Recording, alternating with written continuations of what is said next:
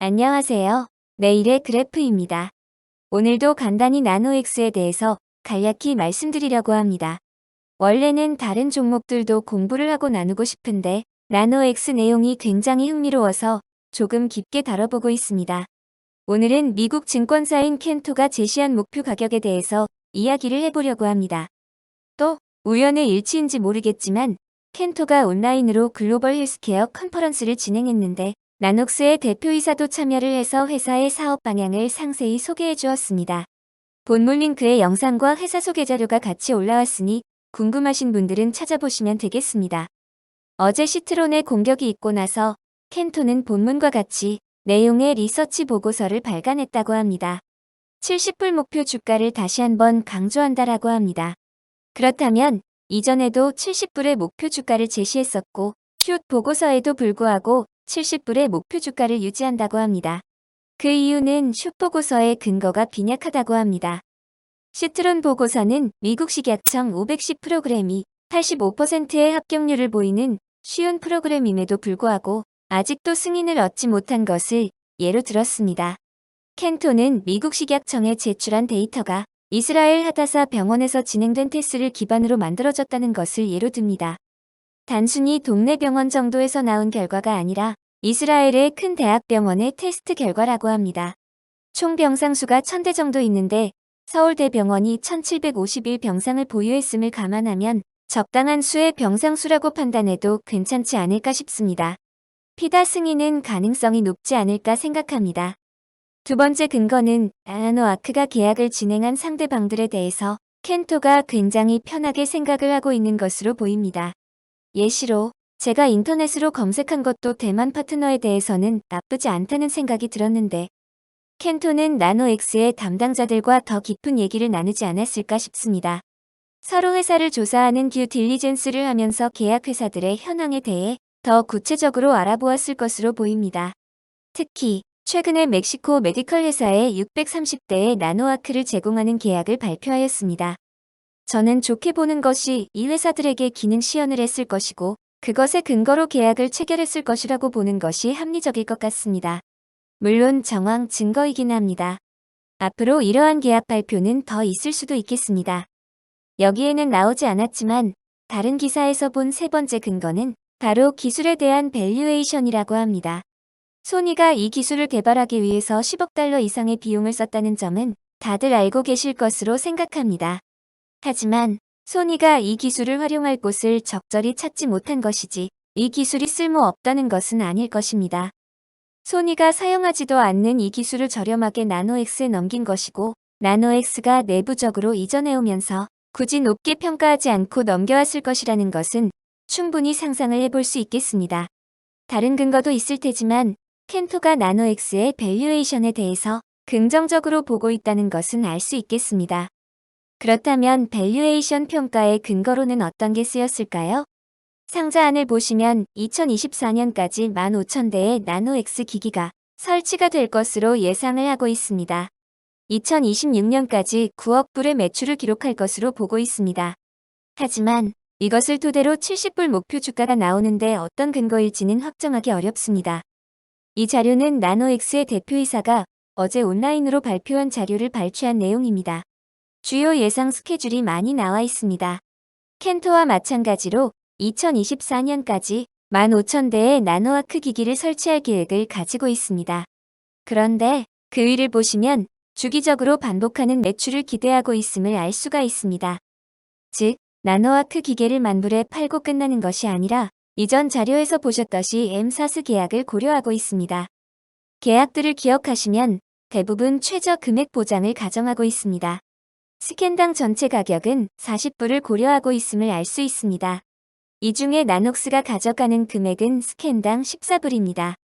하루에 최소 7스캔, 단 24참 영업일을 고려하고 있습니다. 이렇게 되면 예상 매출을 기입할 수 있습니다. 이 계약의 좋은 점은 최저 보장이 설정되어 있다는 것입니다. 이보다 만약 스캔이 더 많이 이루어진다면 이 수에는 계약의 양 당사자들이 가져가게 됩니다. 또 하나의 좋은 점은 기기 판매를 중심으로 사업 방향을 준비했다면 그 판매한 연도의 매출이 잡히는 것으로 끝나지만 스캔당 엠사스 계약으로 가면 하방은 막혀 있지만 상방은 열려있는 매우 열린 구조가 가능하게 됩니다. 그래서 그림을 그려보면 2021년 예상 판매 대수는 1000대라고 합니다. 2024년까지 15,000대를 판매하려면 매년 2배씩 팔면 됩니다. 2021년 1000대, 다음에 2000대, 4000대, 8000대. 생각보다 정교하게 모델링한 것 같지는 않습니다. 2025년에는 전년 대비 75% 증가, 2026년에는 50% 증가로 하면 2026년까지 5만 대를 팔 수 있다는 결론이 나옵니다.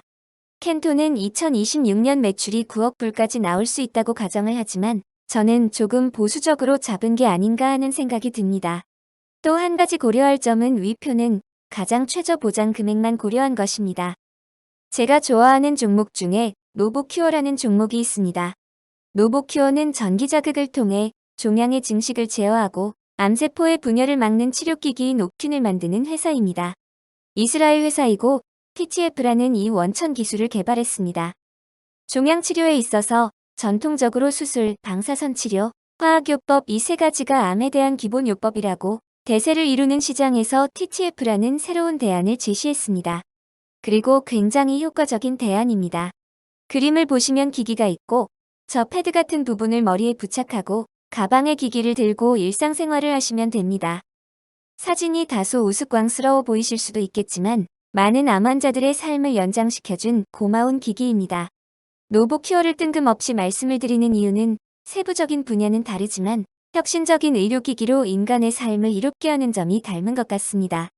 또 하나는 기기를 중심으로 영업을 한다는 점에서 유사하지 않나 싶습니다. 2013년부터 노보큐어의 손익계산서인데 매출이 늘어가면서 매출원가 비율이 줄어들고 매출 대비 영업비용 비중도 급격히 하락하고 있음을 알 수 있습니다.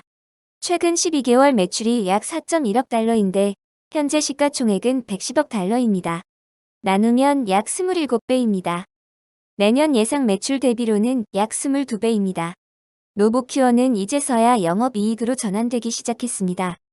매출 멀티플 15배, 20배, 25배를 기준으로 표를 다시 한번 작성을 해보면 현재는 시장에서 2022년 정도의 매출을 예상하고 있다고 볼 수 있겠습니다. 예상대로 매출이 나오기만 한다면 향후 좋은 성과를 가져다 줄 것으로 기대되고 있습니다. 크게 고민하고 본 밸류에이션은 아니고 현재 나녹스가 어느 정도 시점에 와 있는지를 알아보기 위한 것이니 가볍게 봐주시면 좋겠습니다. 물론 전제는 예상대로 매출이 나오고 사업이 예상대로 흘러간다는 가정이 있습니다. 그렇지 못할 가능성도 꼭 대비하셔야겠습니다. 사업 매우 초기이기 때문에 위험이 큰 만큼 기회 가능성도 높습니다.